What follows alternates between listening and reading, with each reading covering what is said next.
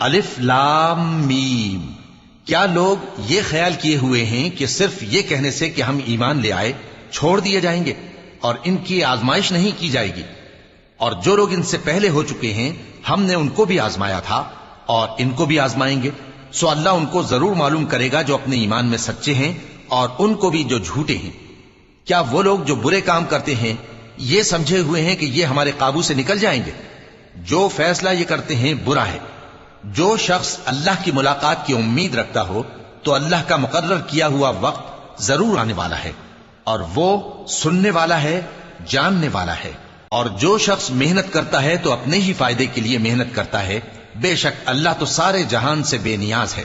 اور جو لوگ ایمان لائے اور نیک عمل کرتے رہے ہم ان کے گناہوں کو ان سے دور کر دیں گے اور ان کو ان کے اعمال کا بہت اچھا بدلہ دیں گے۔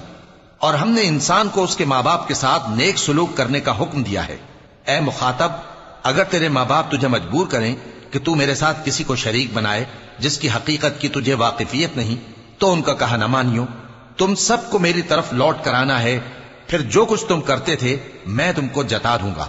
اور جو لوگ ایمان لائے اور نیک عمل کرتے رہے ان کو ہم نیک لوگوں میں داخل کریں گے۔